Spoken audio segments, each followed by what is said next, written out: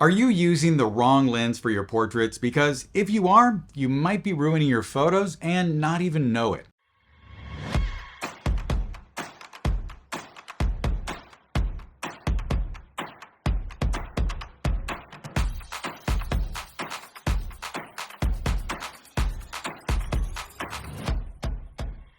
Focal length does way more than just frame your images. It changes how your subject looks, from their facial features to the way that the background looks behind them. In this video, I'm going to break down exactly what happens when you shoot portraits at 35 millimeters, 50 millimeters, 70, 85, 100, and 135 millimeters. I'll show you how lens choice affects distortion, compression, and the shape of your subject's face. Focal length is the distance essentially between the front of your lens and your camera's sensor. But what it really controls is the angle of view.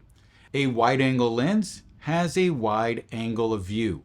A normal lens is, well, kind of normal. And a telephoto lens has a narrow angle of view. A normal lens is one whose focal length matches the diagonal of the camera's sensor. For full-frame cameras, that's around 43 millimeters, so a 50 millimeter lens is often considered normal. On APS-C cameras, a normal lens is more like a 28 millimeter. But here's the thing. Normal doesn't mean flattering, especially not for faces. Let me show you what happens in the real world in this lens test I did with my model friend Christian using focal lengths between 35 and 135 millimeters. The framing of the subject remained about the same, but the focal length and my distance from the subject changed. At 35 millimeters, you get obvious distortion. The nose gets big, the ears recede, and the face stretches unnaturally.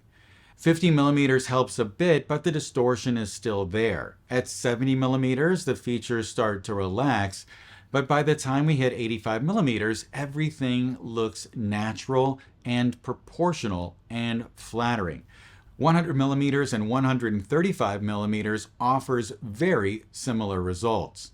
One thing I noticed though is that in the studio, once you go past 85 millimeters, you're not really gaining much in the way of aesthetics. If you're getting a lot of value from this, please like, subscribe, and sign up for the bell. And let me know in the comments if you have any questions. I'm always here to help. Now, don't get me wrong, I'm not saying with this test that wide-angle lenses are useless in portrait photography. In fact, I love using my 28 to 70 at f2 at either, 35 or 50 millimeters a lot of the time for environmental portraits on location. They let you show more of the setting and tell more of the story. And if you step back and reframe correctly, you can get a clean shot without a lot of distortion.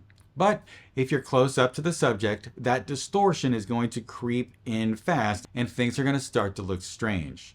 So just be careful, know when to use it and when not to. On the flip side, longer lenses give you compression.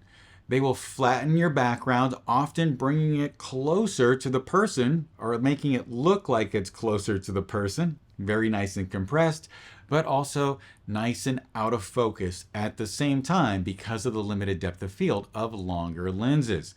That's why an 85 millimeter could be a great choice on location, and maybe even all the way up to 135 millimeters. And sometimes people even go really far and use 200 millimeters like I did in this shot here with Sophia. Now let's talk about full body portraits. In another test with Christian, I had him seated and I photographed him full body with a 50, a 70, and an 85 millimeter lens.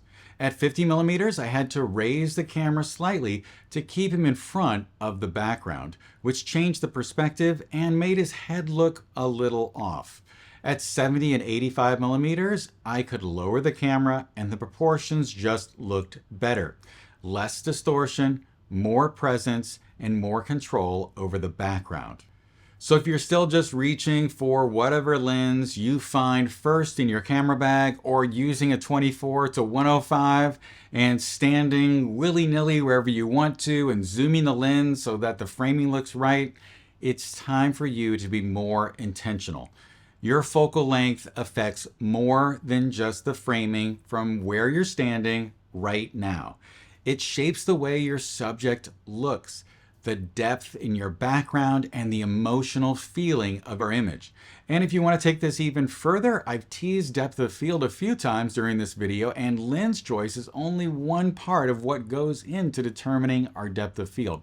And I've got a deep dive that's all about it up here, and you can learn about how focal length, aperture, distance to the subject, and framing all work together in order to determine how much of your image is sharp from the front to the back. That way you can make the right choice for the subject that you're trying to photograph. I hope this all helped and made sense. I also hope that you have a wonderful day, and I'll talk to you soon.